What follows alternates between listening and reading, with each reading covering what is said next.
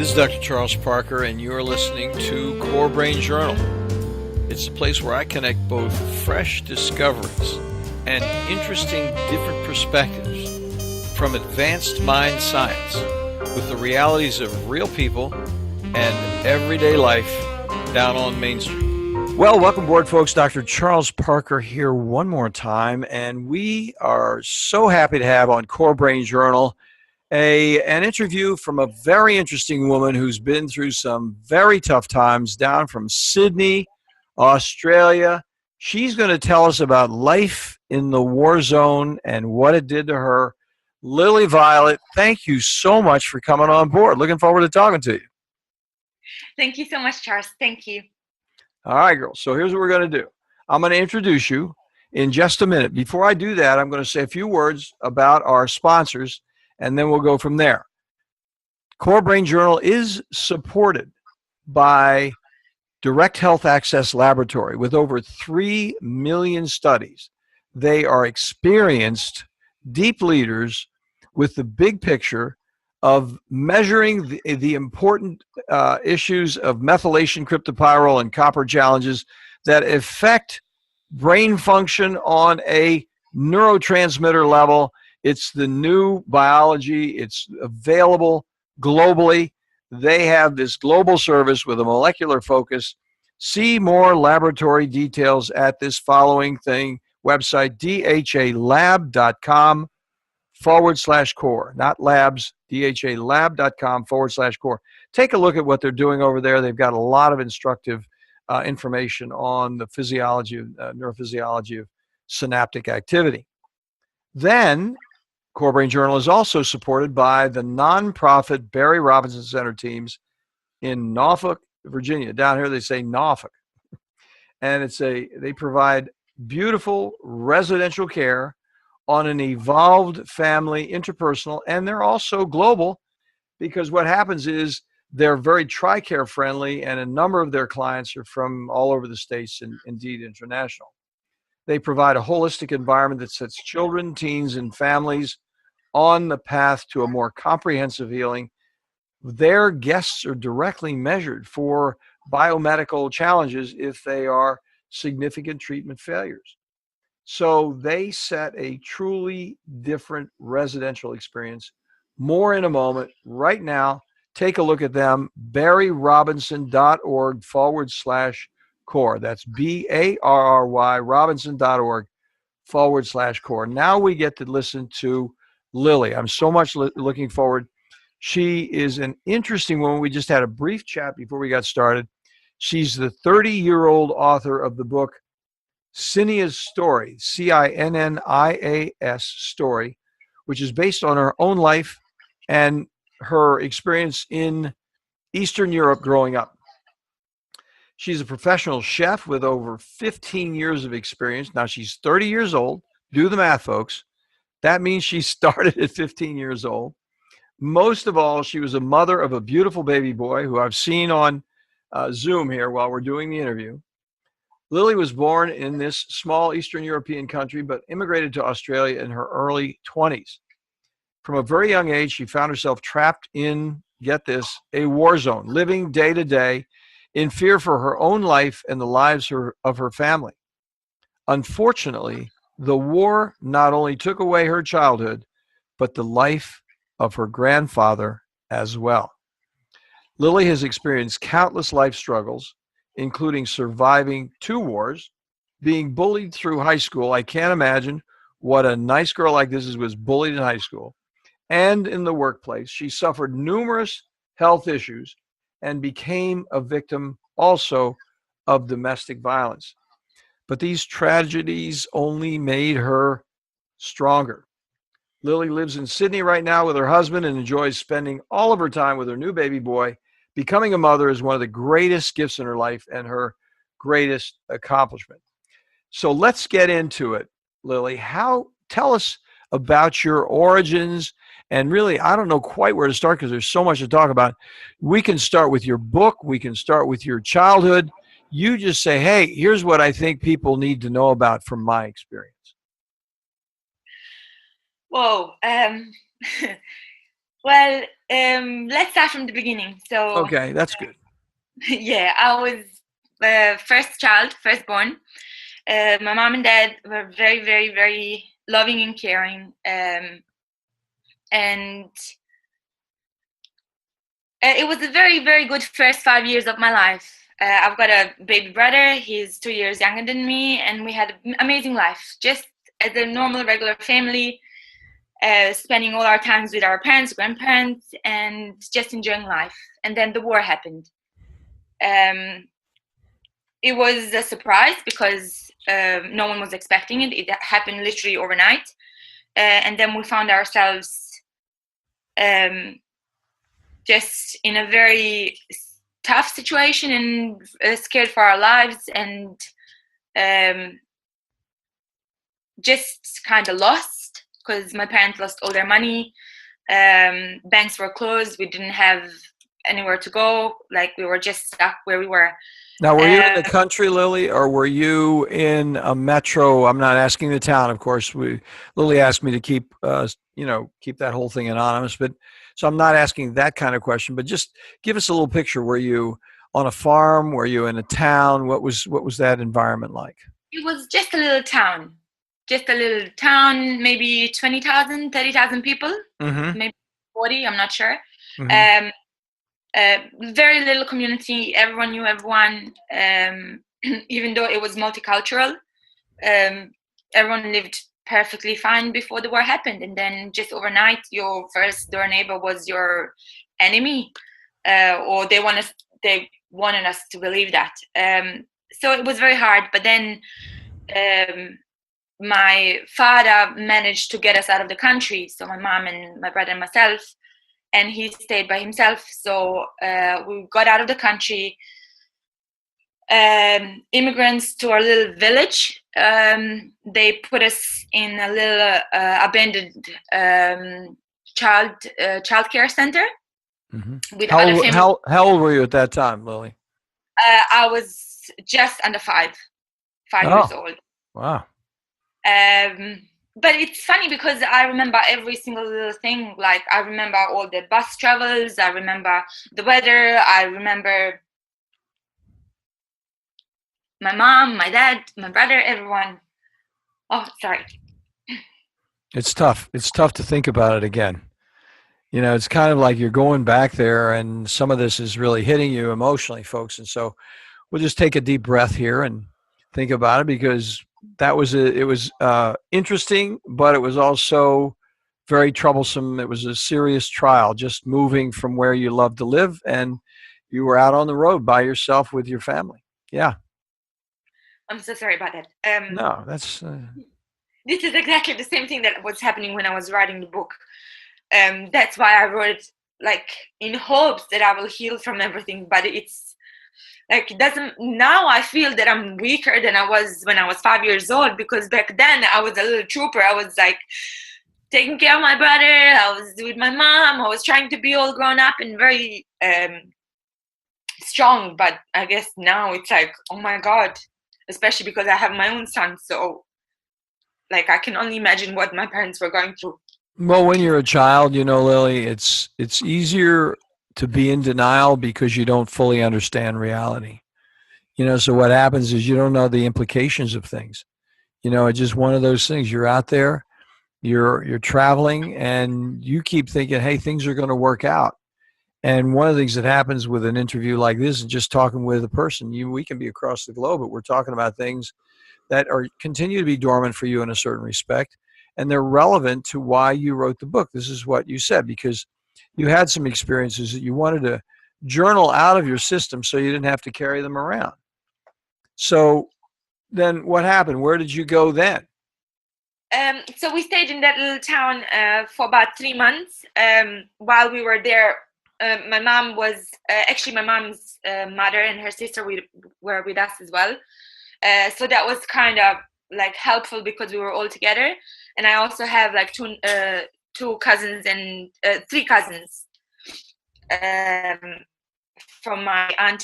So we were all together. We were all about the same age, and it just made life a little bit easier. Mom and my auntie were working all day long. They were working on farms. They were picking fruits and vegetables, just to provide bread and milk for us. And our grandmother was taking care of us. But then while we were there in those 3 or 4 months, we found out that my grandfather, my mom's father, was killed. And also, What, do you have a storm over there? I'm so sorry about That's okay. I'm so sorry about it. You're getting the signal through your phone. You told me that earlier.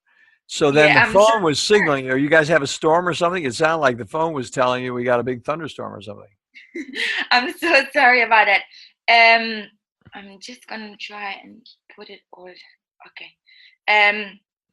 So yeah, then we found out that my grandfather was killed, which was very tough for my grandmother, my mom, and my auntie.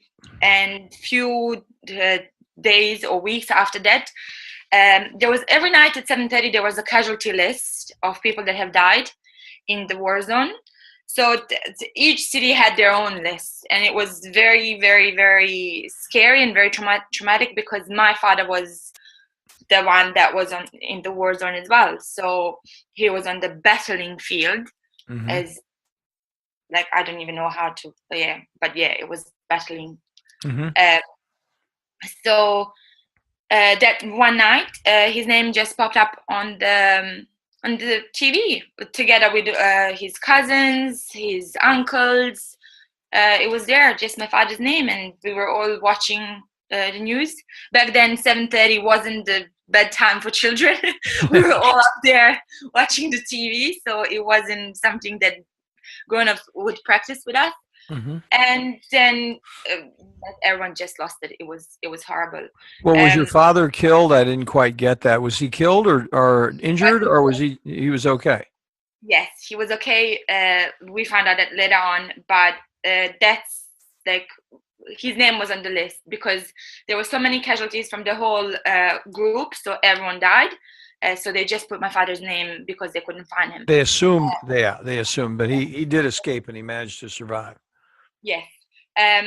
So like I started writing my book in 2012, and this is the part where I was writing the book, and at that part where my father was killed, I stopped. I couldn't I just couldn't write anymore. It was just very bad. I guess in 2012 I was at a different mindset as well. Like I was at a different place, so it was like all over the place. So but my mom decided that she will take us back to our lovely country, to our lovely city, and if we die, we die. But we're gonna be with our father. And now I think, oh my God, Mom, that was a little bit silly. But back then, that was the only normal response that we could have to the news that my father died. Like, we have to go there. We have to find him and we have to bury him. And if we die, we die. That's life. But at least we're going to be together. Because that's the whole point of my family. We had to always be together. Love, love, love all the time. Nothing else matters. Just as long as us four are together, everything will be fine. So we came back, and my father was waiting for us. There was no electricity, there was no water, there was no any connections that he would be able to know that we were coming on that bus to our city. But he was waiting there like every night for a week because he knew that my mom, as soon as she finds out that he was on the casualty list, that she will sit in the bus and come to him because he just knew that she's crazy like that. It's good to have a good relationship like that, you know. Yeah, he just knew that she's just a little bit silly and she doesn't care. She'll come back to him. She's tough. So it was just amazing. My dad was waiting for us.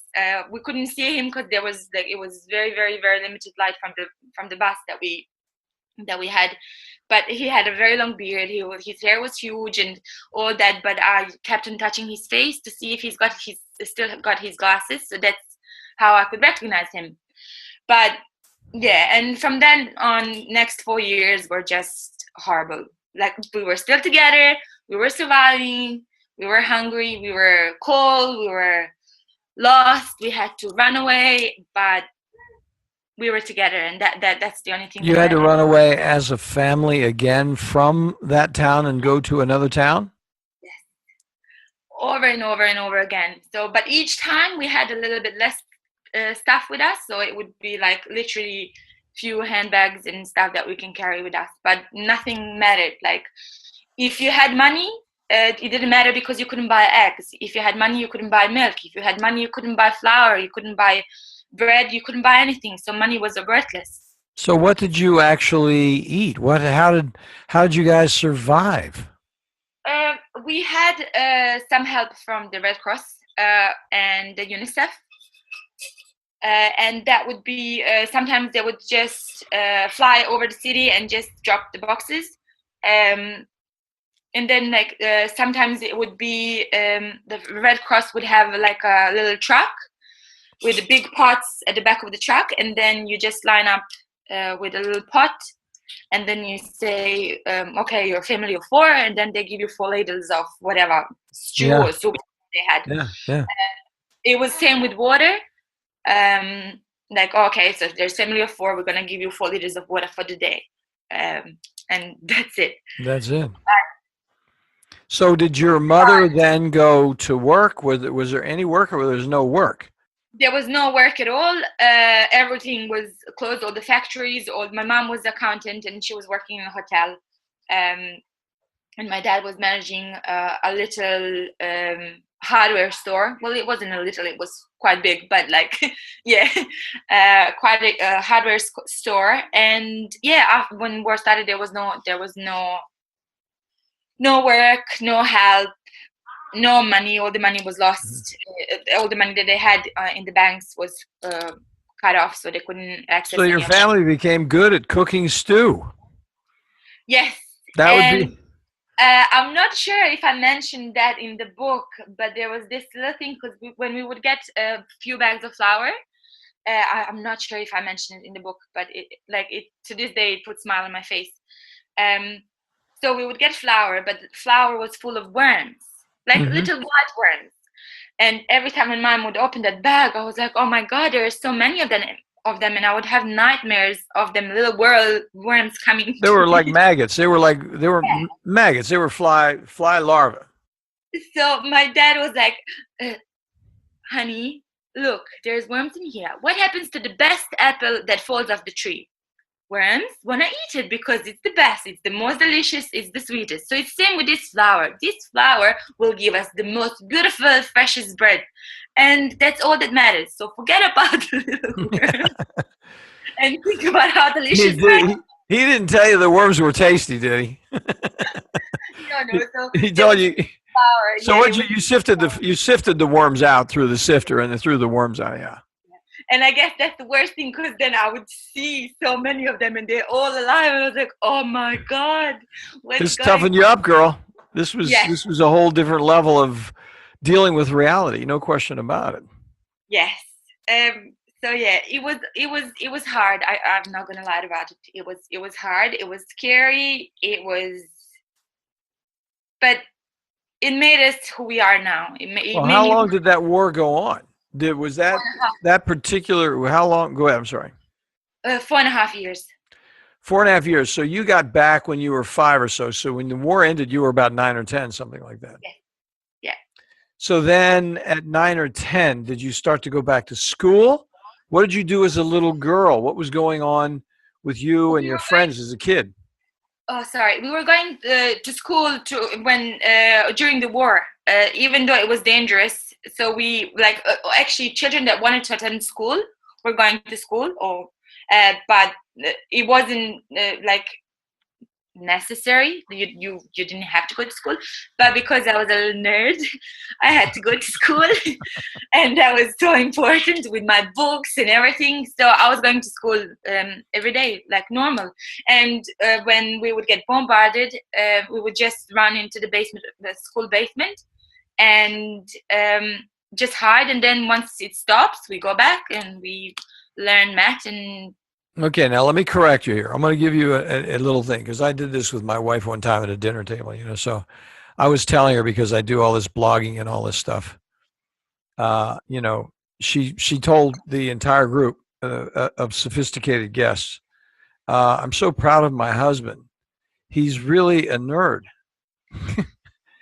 And I said, "No." I said, "Let's get this corrected. I'm not a nerd. I'm a geek." Okay, so they're different things. Okay, we got to get this separated.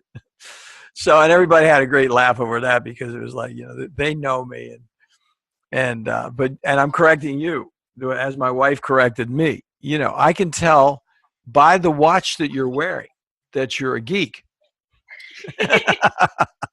but you're not a nerd, girl. Not the way you're handling yourself. You're not a nerd. You're a sophisticated young woman who's trying to put her life together, and that's a different thing than being a nerd. A nerd doesn't get it. You get it. Okay. Thank you very much. And no offense to nerds. No, I feel the English. same way. I've I don't, but I just don't like the word nerd because it's derogatory in a certain sense, and I don't want somebody to call themselves a derogatory thing when they can say something positive. It's sort of like that whole thing gets lumped up, and I'm just against the categorical negative. That's all I was saying. Yes, yes, yes. Thank you So so then much. let's go ahead and take another step in here. And so then you were going to school. Did your country at that time then ultimately settle down?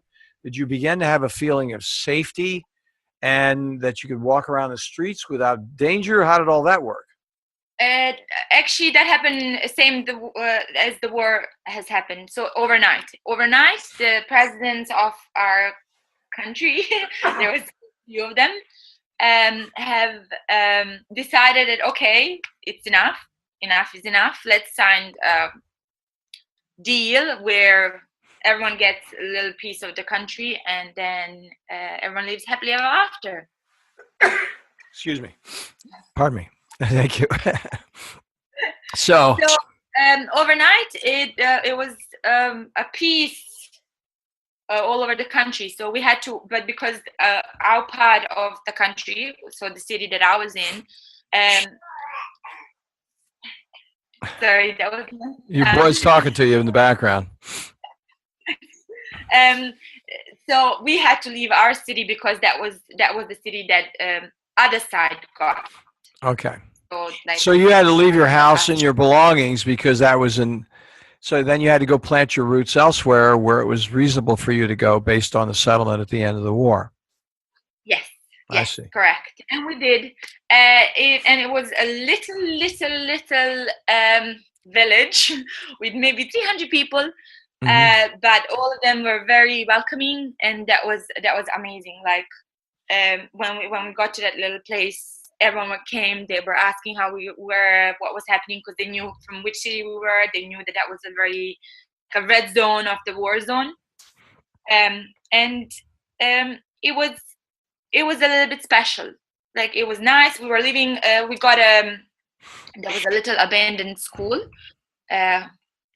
It was about 4 classrooms, and my family got one. It was the 16 square meters.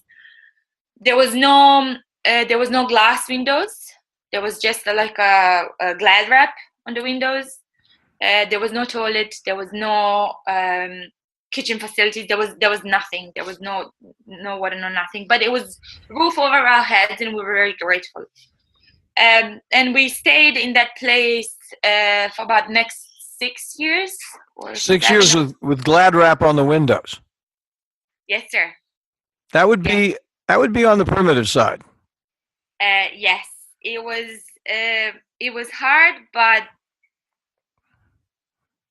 we survived that as well. Well, where in the heck did you learn how to speak English so well? I actually have a little confession. So when I was going to school in my country, we had to choose between Spanish, English, and German.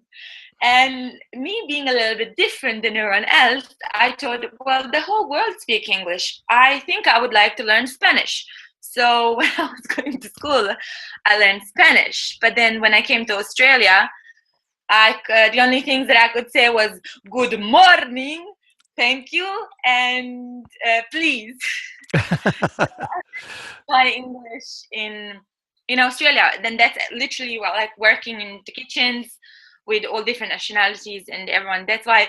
But first few years it was good for me because I could use that excuse. Oh, I'm so sorry, my English is so bad. I've been living in Australia for 2 years, and then 4, and then 6, and now it's like I've been living in Australia for 10 years. I think that my English should be just a little bit better than it is. But what can you do? So then what was we jumped into Australia.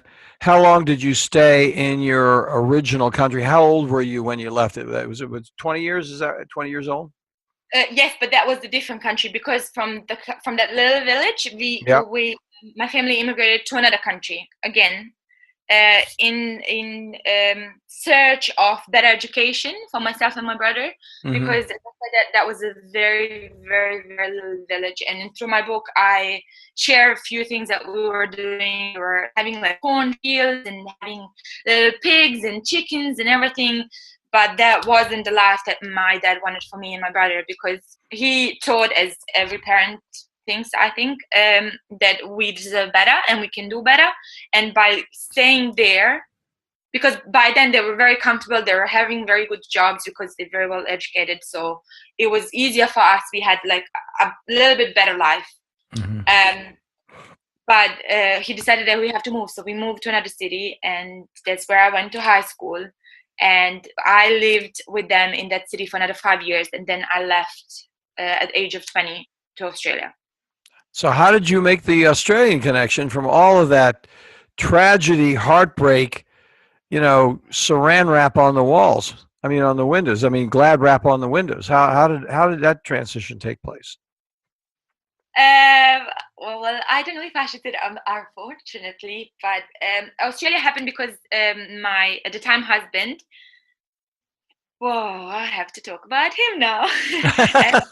My life. You don't have to. I mean, I just, you don't have to bring him up if you don't want to. No, of course I will, because I really I healed from all that. It's just that part of my life where I'm like, okay, people will definitely think that I'm crazy, but it's okay. I can't influence what people will think about me.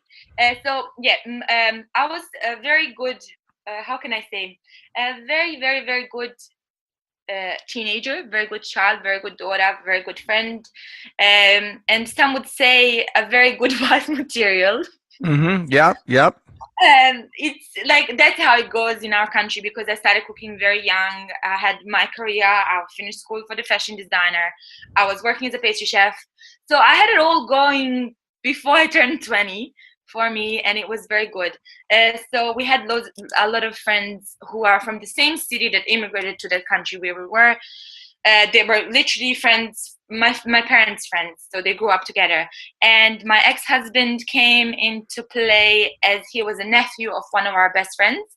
And he was visiting. So after the war ended, we immigrated to another country, but they immigrated to Australia because they were from the mixed marriage. So that's the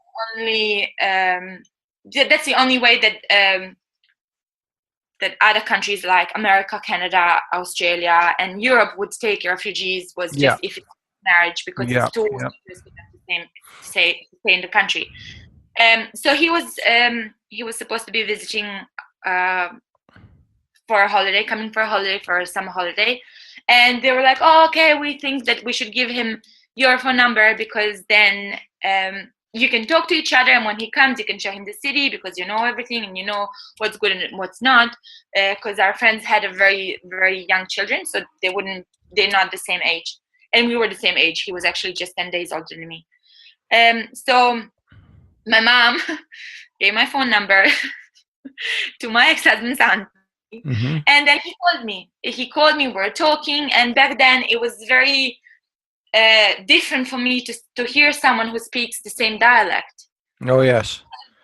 It was like, oh my God, like that's where I'm from. We speak the same, even though it's the same language in the country where I was living, it's different dialects. So they would always bully you why you are speaking like that, or, oh look, you came to our country, you're looking so well, you're so smart, you have amazing grades, like how dare you to have those nice things now because you're just a little immigrant. Oh yeah. you should, be dirty and have worn out clothes and not smell nice and all those things, like all children do, I guess, even today. And then just we started talking. He was writing me letters. He was writing me poems. And back in 2006 and 2007, that was something that was, wow, oh my God, this is amazing. Like, no one does this. And I never cared about boys. I was like, oh, just school, school, school. So you never had an experience of anybody really paying attention to you because you were always on the run or mixed up with where you were, and you never really had an ongoing friendly relationship. It sounds like. Is that correct? Yeah. It was always like school, school, school, work, my brother, homeworks. At that time, my parents had their own little business. So, like, I was running the lunches to their work. So they always have something homemade and stuff like that. So it was always like business as usual, no boys after 25. And then I'll worry about that. Yeah. So being very nice and genuine and writing me poems, it was like, oh my God. And then he sent me a few pictures. I was waiting. Oh my God. I remember like every single day for about a month, I was like just running every morning to Letterboxd to see if I got his pictures so I can see him, because I didn't know the way that he looks. Even though we used to go to school together during the war, like it was like a little fairy tale with a very, very not happy ending. But yes, and then I fell in love. He fell in love. It was all it worked out for a while. It was working out for a while, and you had a somewhat better transition because then you could figure out a little bit more about where you were going to go and what you're going to do. Yes, and he also said that he will, move to where I was, and gonna live happily ever after, and all that nice things that boys say when they're in love. Yeah. But he came. We got engaged. It was amazing. And then before I knew it, I was applying for visa for Australia, and I was like, "How is this happening? Why am I going to Australia? I can't even speak English. Like I'm lost. I have everything here." And he was like, "Well, Cinnia." That's okay. I didn't hear it. We didn't get your last name, girl. That was you just said Lily. Don't worry, it wasn't your full name. You're okay. Get back in the moment. Sorry. Yes. And then he worked it out. But so let me interrupt you for a second, because this is an interesting story. But I also want to. I'm thinking about our listeners, and I'm thinking about your message here. I mean, we're living with you as you're going through a lot of change here.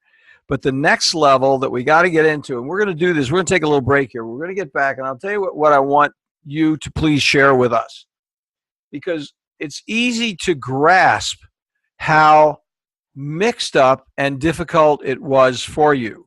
With boys, as a young woman, you're obviously attractive. You've got a lot of things going for you. You're smart. You have a whole lot of things going for you. And yet, even with everything you've been through, you still have another phase to your story right now that I'm looking forward to hearing in just a minute. And what we're going to do is ask you the question: how did the transition from where you were to this next person who you are now inspire you to write the book, and what is your book really essentially about? So I'm going to take a brief break here. We're going to have a little pause, and we're going to come back, folks, in just a moment, and we're going to hear from Lily why she wrote the book and what that transition actually proved to her in her growing up years. We'll be back in just a moment. Well, folks, you know as well as I do that psychiatric treatment failure, especially after multiple medication trials and those very, very brief hospitalizations, may prove insufficient to deal at home with the complexity of troubled children and those adolescents from 6 to 17 years old. Improved care, those next mandatory steps, should include a more comprehensive approach to address those multiple levels of challenges, from family to peers to school, diagnostically from defiance to depression, on every level, for families including military families internationally. The Barry Robinson Center's 32-acre open college-like campus in Norfolk, Virginia, provides safety and security and clean, comfortable living. How do we know? We refer folks over there all the time, strongly endorse what they're doing. So for further information, an informed interview, connect at this page, barryrobinson.org/core. Well, you folks already know that here at Core Brain Journal, we're on a mission to introduce you to resources that make significant contributions to the investigation of those predictable mind science applications. Our colleagues at DHA Lab Group provide a real difference with treatment options for people at every level, from first awareness of mind problems to those frustrating times when even well-informed treatment becomes surprisingly unpredictable. For my entire professional life, from psychoanalysis to brain scans, I've searched for, yes, improved predictability. The good news for all of us, from professionals to patients, remarkably effective research offers useful, cost-effective, organic options far beyond guesswork with psychiatric medications alone. DHA lab tests measure unbalanced biomedical details through easily available testing, now available globally for a variety of molecular answers from, for example, methylation, copper, and cryptopyrrole challenges. Check in for more details at dhalab.com core. That's dhalab.com/core. Okay, here we are back again, folks. And Lily, I'm going to ask you, because we just were down to a very limited amount of time. I've enjoyed your story, and I'm really identifying with the troubles that you've been through, language in different countries and different schools. I mean, we think it's difficult if we have a couple moves over here in our country, and you've now documented probably 6 or 8 different moves before you're even 20 years old, with different languages and different cultures, and somebody taking your house from when you were a kid. This was not an easy transition. So let's take a moment to try to wrap ourselves around this next phase, not so much with the story, but your mission, what you want us to get from the book. What's your message in the book, and what is the point with that in terms of what you've learned about yourself in this next phase? So take it away from there, if you will. So what I've learned about myself was actually everything that I've learned in the last 4 years. So after 7 years of marriage, after domestic abuse, violence, after health issues that I've faced, which everyone can read in my book, so I'm not going to start talking and writing about that now. Yeah. It's a little bit hard and heavy topic, but it's written the way that I speak. So very, very, very simple, with all my heart and soul on those pages. So even though when you're reading it, it's like, wow, this is too much to take, it's too graphic, this is hard, just remember that today I'm holding my son in my arms. I'm living with the most amazing man that I could ever dream and hope for, and I'm happy. I'm happy, I'm safe, I'm blessed, I'm grateful. And that's all down to me realizing that I was a victim, that I haven't healed from the war, that all that was hard. Because for about 25, 27 years, I was walking around in a complete denial. Everything is fine, everything is perfect. Show must go on. I'm strong. Let's move on. Everything that's happening, okay, that's fine. Let's move on. Stop right there, because that's a very important point. That's something we emphasize here at Core Brain Journal in a lot of instances. So what you're saying, and the reason I was happy to hear it, and I know our listeners were happy to hear, look, this is the pain she was in. These were the diversities of pain she was in. But you said something very important here after we had the little break, and that is, guys, I was in denial about what actually happened to me. I remained in denial to heal, and to not heal, but to actually manage the pain that I was in. And what you're about to tell us right now is the grand light bulb went off. I realized that I was suffering, and I realized I had to take a different level of care of myself. I had to think about my life in a different way. That's got to be what you're going to tell us about your book. Yes, exactly. Because if everyone around me can believe in myself, and everyone around me can tell me don't give up, and you're strong, look at you, always smiling, you're so positive, you have this strength about you. But I had to hit the rock bottom and realize that I wasn't strong. Mm-hmm. I wasn't. I was just pretending that I was strong. I was pretending because that was easier than realizing, hey, actually nothing is good about this. Like, yes, I'm living every day. Yes, I'm successful. Yes, I try to save my marriage, even though I know and he knows that it's gonna fail. And I tell him on numerous occasions, I will have to leave because I can't live this life. I'm giving every day I'm giving you a new chance, and I'm giving new chance to myself to try to save this, because marriage is sacred and it's so important, and that's how I was raised. But once I realized that, oh, it's either me and my life or this pretend happy fairy tale that's like not true, and I can't be living it for other people, and what will other people say? I have to live my life for myself.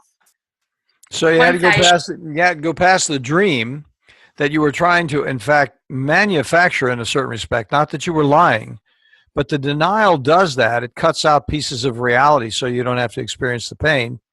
And then you can live in a certain segment of reality that's created in your imagination. And then you don't actually have to accept responsibility for what's really going on. You can actually avoid it. Exactly right. So I decided to go up and face my demons and realize that, because my biggest fear is failure. It was failure in life. Oh my God, I'm gonna fail. I'm gonna fail as a chef if I stop working in head of restaurants, and like, because I wasn't part of it. Head of restaurants were my passion. I wanted to be the best female chef in Australia, but there's drugs that go with it. There's bullying. There's sexism. There's everything about it, because they see you as who you are. Okay, she's beautiful, she's very good looking, she's bubbly, she smiles, her eyes sparkle, and they see you, as a princess. They don't Mm-hmm. see you as a good hard-working chef that pulls 18 hours a day, Mm-hmm. 365 days a year. Like, they don't see you as that. And same as being a wife. Oh my God, I'm gonna fail. I'm not gonna be a perfect wife that I was supposed to be. I'm gonna fail my parents. I'm gonna fail my family. I'm gonna fail him. Like, what's gonna happen to him if I leave him? He's lost, this and that. So I decided to take care of myself, to face reality. I'm a victim of abuse. I'm not gonna live any longer if I stay in this relationship.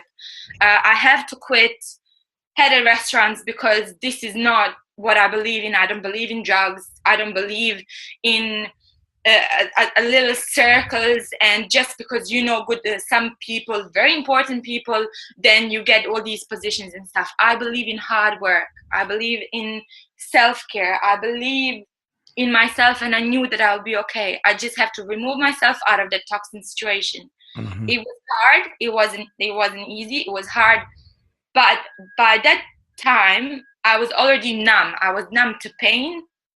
I was numb to what other people will say, because I don't live my life for other people. I live my life for myself. And other people's opinion will not be good enough if I'm dead. So it's not, I just had to stop it. So. Well, you're very articulate. What you just said is you came to an important point of self-discovery, and you want to share that important self-analysis in a way. We're not talking psychoanalysis. You're coming to grips with your reality of the pain in your life and how you had to responsibly, in a way, know yourself in terms of what you wanted to do instead of what was being determined by everybody else in the scene, including your ex-husband. There were a lot of people that were moving you along in a certain way, including the restaurant people, apparently. And then what happens, you just had to say, look, I got to take a bath. I'm going to step in the shower. I'm going to clean this thing up, and I'm going down the road. And that is what I'm going to do. So, I mean, in summary, we do have to wind up with our time, but in summary, it sounds like that is the part of your book. It's a nonfiction book, but it has certain themes that sound like really heroic themes, as Joseph Campbell would say. You know, basically what happens is you're a good girl. You had a lot of unusual difficulties for the times that we're in because of the places you were living. So much pain that you don't even want to talk about those places in terms of them being significant. You know, they're dangerous for you. So you still have that pain that you're working through, but you've decided I'm going to do this myself, and I got to pick up my socks, roll on down the road, and make it happen.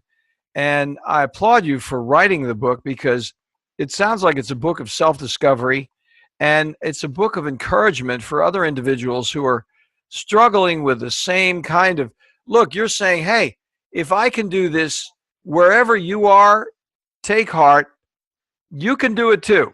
And here's how I did it. Maybe you can learn from my story that it's time for you to tough up, accept the reality as it is, and find yourself and make some changes that will be self protective and in a recovery mode for you for the rest of your life. You only have one life, you don't get two.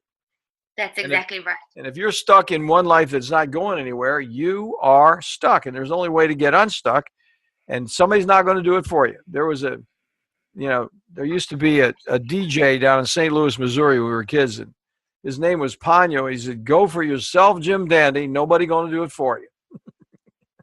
Exactly right. You just have to believe in yourself. You have to believe in yourself, and that's why I wrote this book. I thought that I healed, but oh my goodness, I have to start writing another book because my now husband says that, Cinnia, you missed so many things. You haven't touched so many topics, everything that you told me. But then when I was writing this book, it was, oh my God, I just want to finish this part. I just want to get it out.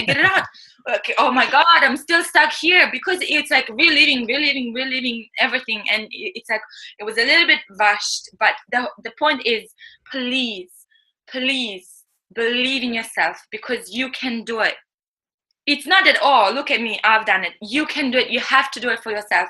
If you find yourself that you are stuck at work, job that you don't like, when I found myself at a restaurant that I didn't enjoy and I wasn't learning something new every day, I just said, thank you so much for experience and opportunity, but I can't do this to myself. I love cooking. It's my passion. It's my life. At the time, it was the only positive thing in my life. So I have to get up after 2 hours of sleep in the morning, go to work and smash those 18 hours, serve delicious food and make my customers happy.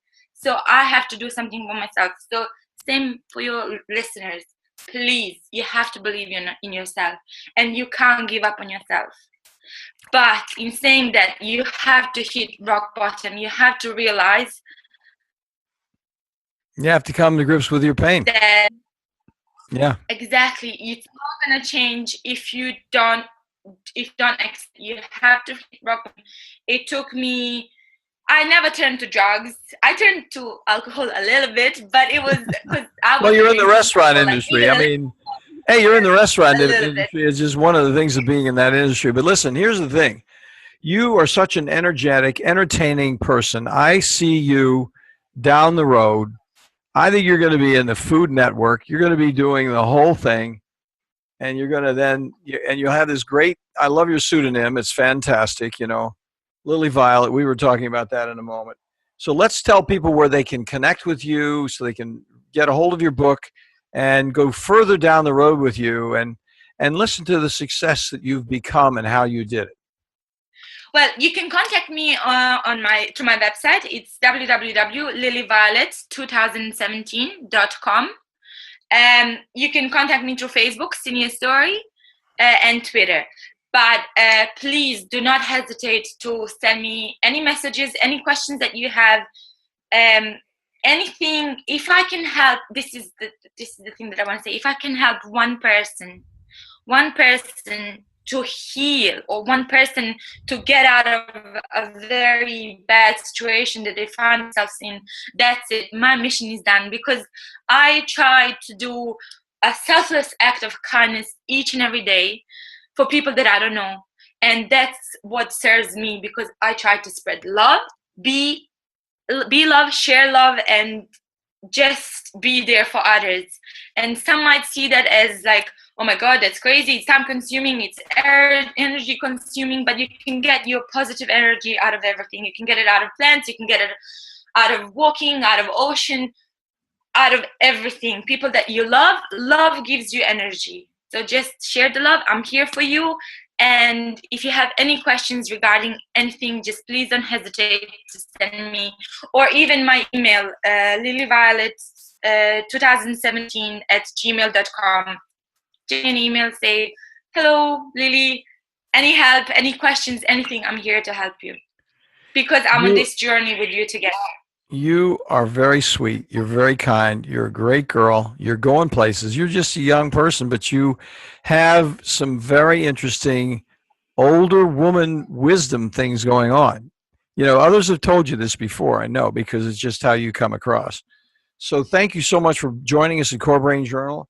We wish you the best and hope that your book is a big success and that you have your own restaurant and your own restaurant chain and your own TV show, girl. Thank you so much. Thank you so much, Dr. Charles, and thank you to all of your listeners. And have a wonderful day, and love and be loved. Thank you so much. You have a great day, girl. Thank you. Bye-bye. Thanks for listening to Core Brain Journal. We're working every day behind the scenes to bring you reports that connect research benches with those street trenches. Here we share the complexity of mind science because, as you know, details really do matter. One of the most pervasive, misunderstood challenges is how commonplace medications, like those written for ADHD, are used so regularly without clear guidelines. If you think you'd like more specifics, take a minute to download my 2-page PDF packed with video links and references on the absolute essentials of how to start ADHD medications. They're easily available at corebrainjournal.com/start. Thanks for listening. Do connect and stay tuned. Together we can make a difference.